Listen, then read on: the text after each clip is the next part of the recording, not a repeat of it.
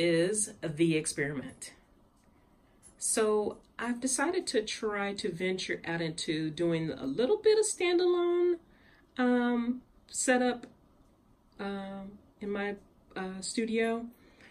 So in doing so, I selected the forest as being the heart of that operation.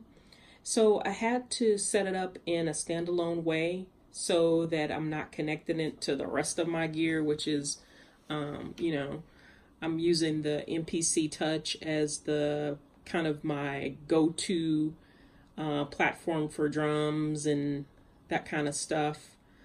And of course, I've been using Ableton and doing Logic for my DAW, but I wanted to do something completely separate from that.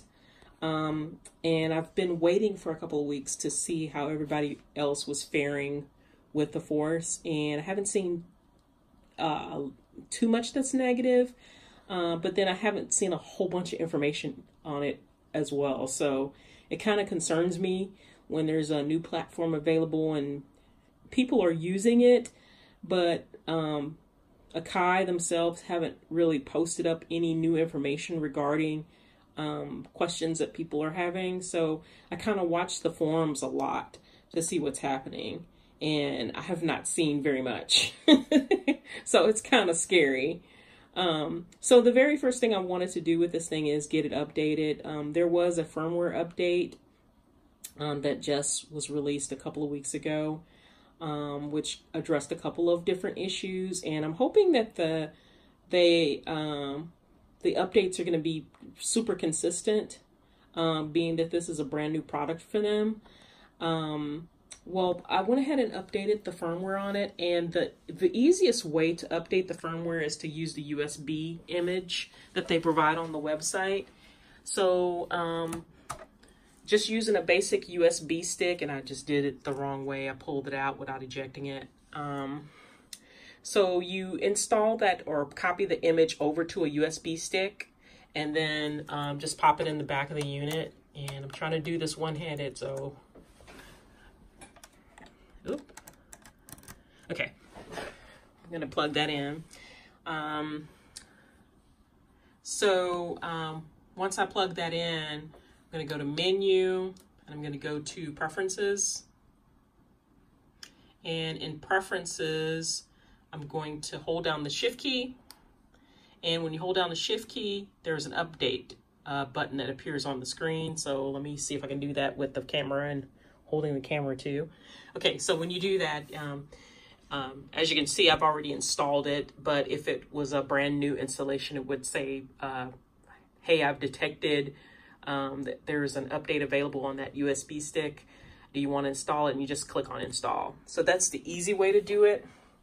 The more complicated way of doing it is using that crazy cable, the blue cable that comes with the unit. Okay, so the blue cable allows you to connect it to your computer directly.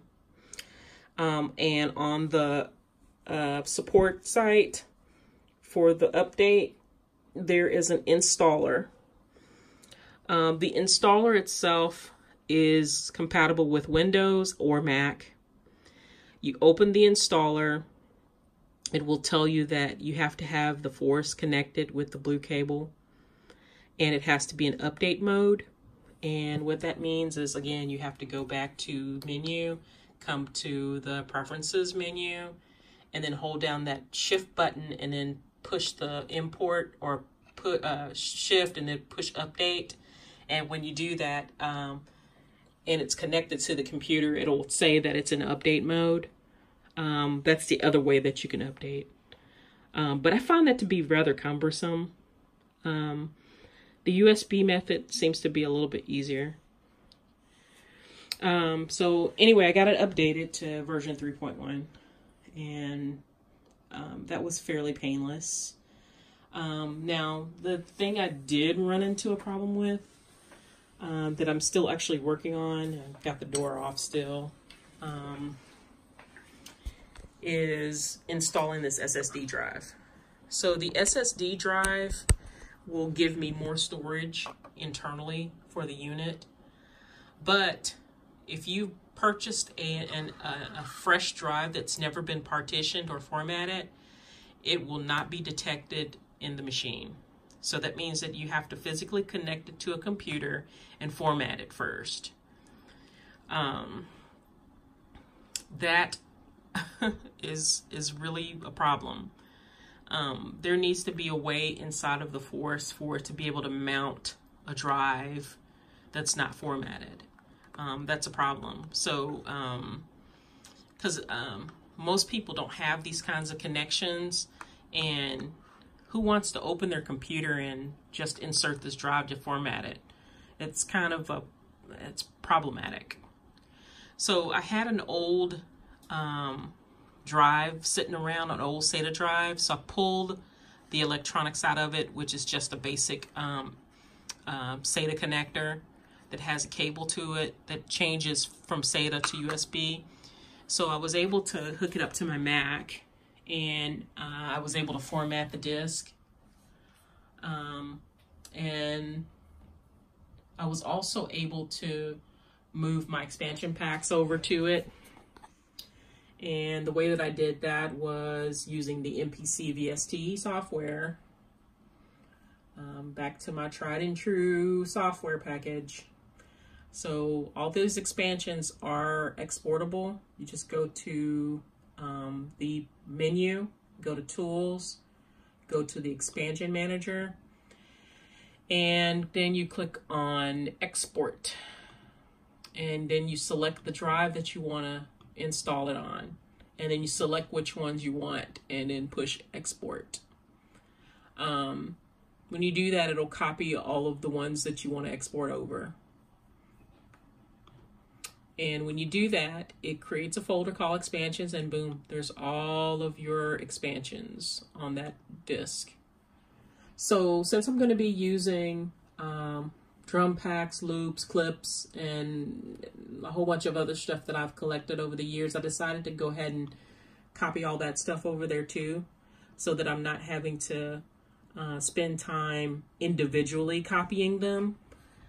So that's what the operation I have running right now on here. So, I mean, the library that I have is pretty ugly big. So it's probably going to take a couple of hours to complete it. I'm halfway there. So I'm just kind of waiting for that to finish so that I can start working on my first beat.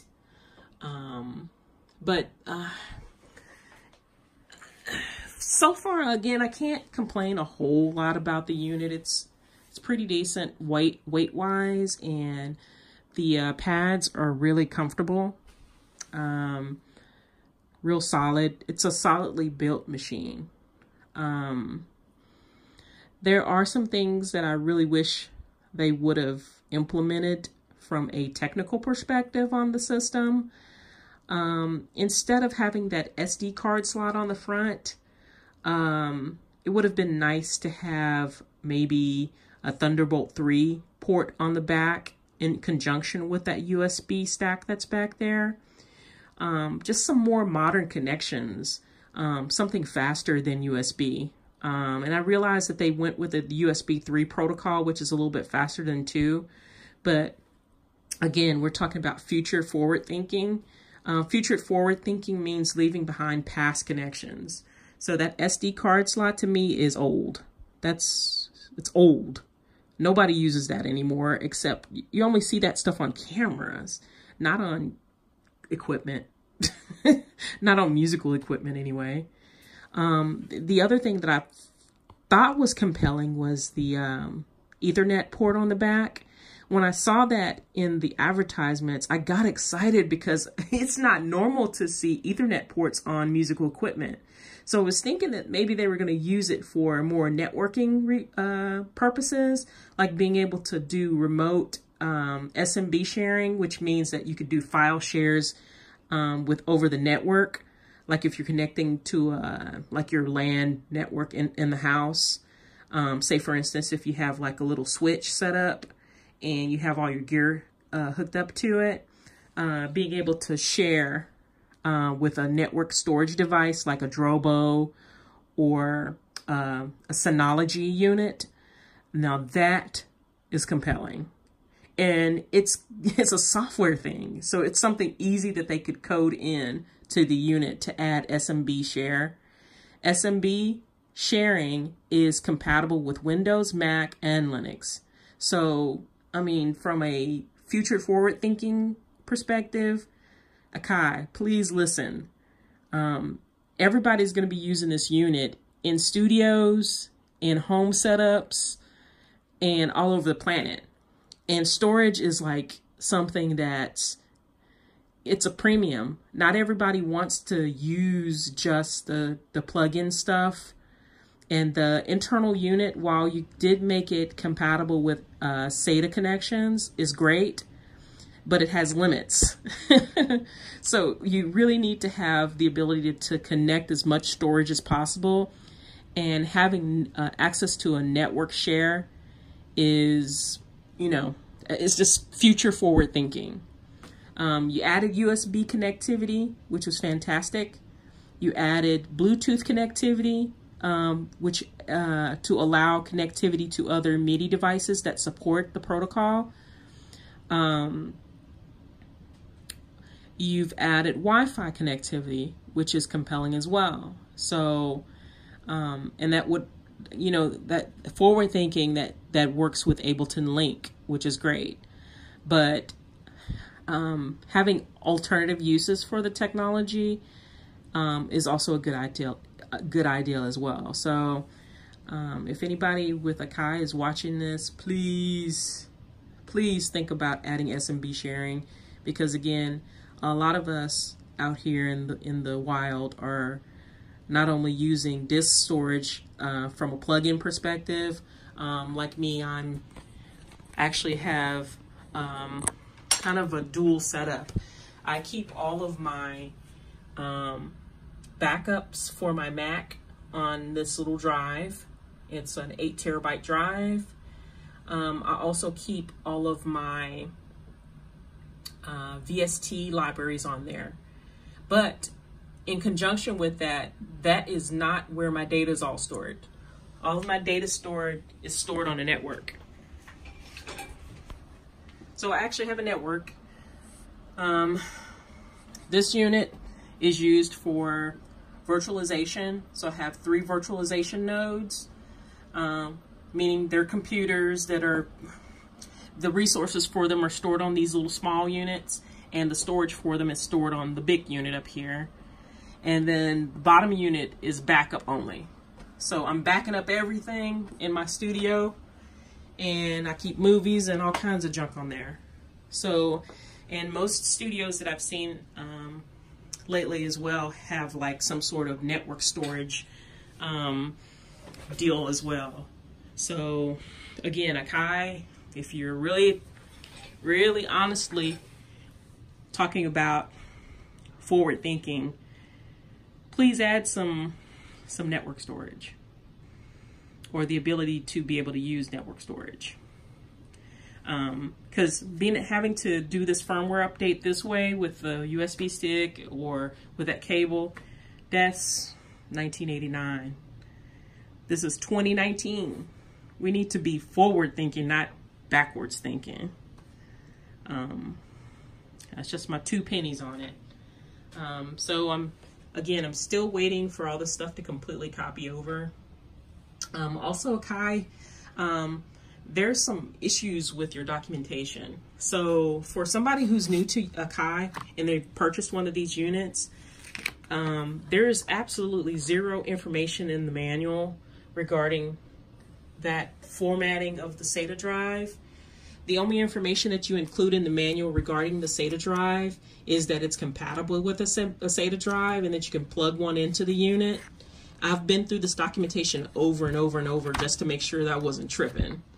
But the documentation, it's imperative that you guys get this right. If it's not right in paper format, it really needs to be right in the PDF format, because people are reading these manuals. Nobody really wants to come and have to deal with your support. Nobody wants to. I'm just going to be completely honest with you. I hate having to like go to forums and dig through tons and tons of messages where people are complaining about some product and not getting responses. that is an irritant to me. Being able to just pick up the manual, look at what I'm trying to do, and figure it out on my own. That's what I want to do. And that's what a majority of people want to do. So I really, really encourage you guys to spend more time with your documentation. Get the support people involved in creating your documentation. Your marketing department, they can make things look pretty. That's great. It looks pretty, but they don't know how to use the unit. The people in the support department are your bread and butter. They're the ones that are talking to us on how to use these units. So when they encounter problems, they know what's going on with the unit before the marketing department. They have no clue. They can only make things look pretty. So, I mean, that's just my 2 pennies on that as well. It's just, I see it all the time. The support people get treated really bad, and they're the like ones figuring out all the problems with the stuff. And the upper management doesn't pay attention to support until it's too late. By the time you've figured out that, hey, there's a bug, it's kind of too late. You can't save face anymore because you didn't listen to the people who know about it. So that's just my rant on it. So the next part of my project, I will be adding a singular URAC unit, which I'll be controlling via CV that's on the back, which is another improvement to this unit. It does have CV connections on the back.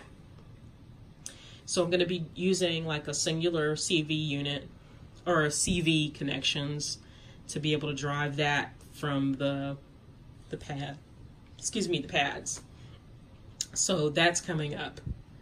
And in conjunction with that, I now have to figure out how I can add maybe a stand, like a laptop stand on the front or on the top of this thing. So I'll have place to put my URAC unit. And I'm not sure what URAC unit I want to go with, but I know it's going to be a modular tabletop version. I've been looking at the Mother 32 unit, which is a Moog product. It looks like a really compact tabletop unit that has a lot of cool functionality that I could use. But what's also been compelling is the No Coast black box. It's a really cool unit. And I'm looking hard at that one.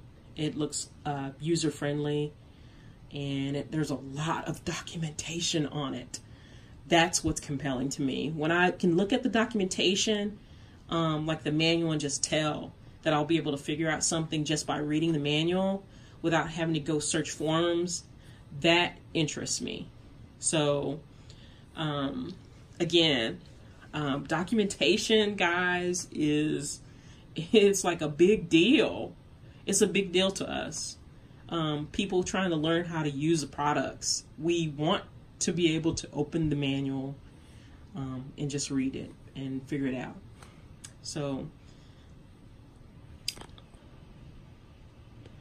that is all I have for right now. I'm gonna wait for this upload to finish, and then I'm gonna have my very first beat on here. 2 hours later. Okay, so I finally got a chance to fire it up after I installed that drive into the machine. And immediately out the gate, ran into some oddities that I guess I'm just not used to dealing with from launching and clipping perspective. So the clip mode has like an automatic record function, which can be kind of annoying. So if you're like right in the middle of trying to like preview something, you don't necessarily want to record anything in that particular clip, it automatically starts the recording process. I really wish there was a way to turn that off, and I haven't figured out how to do that quite yet. But from a usability perspective and ease of use and being able to create something, it's a little it's a little off-putting. I think I'm used to the workflow of the MPC using the browser screen to be able to preview samples and clips and instruments and that kind of stuff. So I was used to being able to go, being able to kind of pop in here and find the clips that I'm looking for. However, dealing with loading the clips up on the pads took a few minutes to kind of figure that out, but it wasn't too bad once I figured out how to get the clips to launch. So let me just go back to the matrix. So one thing that I'm really surprised and shocked about with this unit is that Akai excluded a song mode or arrangement mode. So you can't really save your performances, and me being a producer and not necessarily a performer, I need the ability to be able to arrange my beats. So that's a problem. I really feel like this unit is 50% done. So I really don't understand why that was left out in the rollout. I realized they were trying to get this machine out at NAMM, but you released the machine out that was 50% done. So people can perform with it, but you can't save your performances. So it's really bizarre. You also can't save the information into ALS format as promised. They haven't implemented that in these first iterations of the program. So I'm just like going, okay, so I have this great project that I've got in the forest, but if I want to take it offline to finish it somewhere else, I can't do that either. So yeah, this machine is kind of like I don't know what's going on. If I really wanted to try to utilize this for production, I really couldn't, other than maybe trying to bus out all of the 4 ports on the back for the clips, and you're only limited to 4. So doing that is even problematic. Yeah, Akai, I'm not understanding what you wanted from us with this. I guess you were hoping that it would take us a long time to figure out how to use the unit, and we wouldn't really notice that you couldn't record your performances. Well, yeah, no. Some people don't have a problem with this, and I don't understand why. You got to be able to record your performance, especially if you're using it in a studio environment. And I know they realized that people were going to be using this to create productions out the gate. Not all of us are DJs and doing things live. It was supposed to be, it's advertised as a production machine. So yeah, I'm gray on this. And as much as I paid for this whole setup, yeah, I'm like really questioning my purchase now. I realized that they did just come out with the very first firmware update, but it was more of a technical update to repair some bugs. It was not a feature update. So that's a problem to me, especially if it's something that that feature update was supposed to resolve the missing pieces.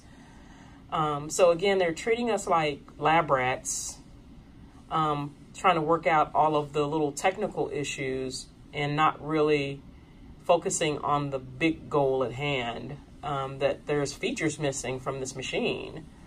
It would be the equivalent of them releasing a MPC without song mode.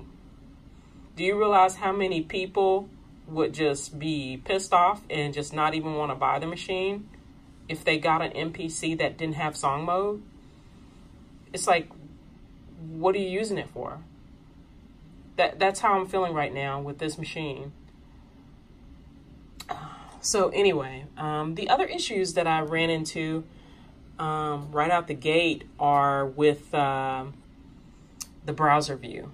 The browser view is really limited. So say for instance, if I want to get into the menu for this one right here, like this clip, so I can go here, and I want to dig deeper into the menu. Well, so I'm going to dig deeper. But what if I want to go back? How do I go back? There's no way for me to go back to the original menu without jumping out of the menu. So you see that? So it takes you completely out of the menu using that the menu buttons up the top. There's no way to go back one. That needs to be fixed. You need to really be able to go forward and backwards in the menu, especially if you're digging into big libraries. You need to be able to back out one or one level without having to jump all the way out of the menu. So I noticed that when I was searching for sounds. The Matrix. It really does remind me of Ableton and recording in clip mode. There's really no difference with this. You select empty field, and then you select what type of track you want it to be. Not a lot of issues there. However, if you want to actually change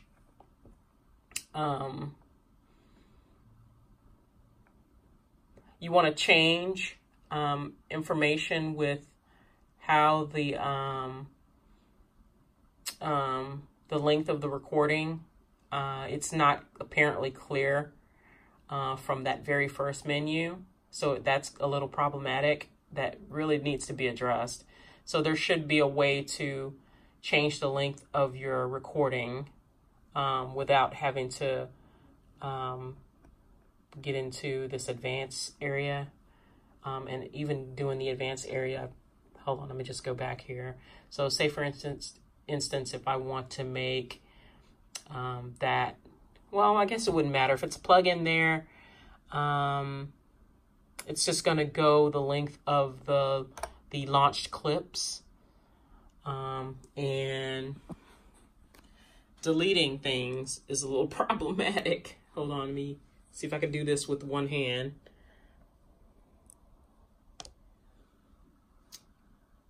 Okay, no, didn't do it. So I thought you have to be in launch mode and the delete button. And it still didn't do it. Oh, hold on. I tried this little trick the other day.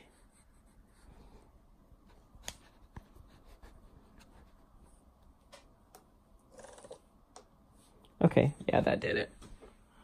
So that deleted the entire track. So, Akai, I just have a love and hate relationship with you. I really do. This is like, it's an awesome machine from a theoretical perspective. I can see getting a lot of stuff done with this in a standalone way, but it's missing some stuff. Okay, so let me just play for you what I was able to come up with as my first beat.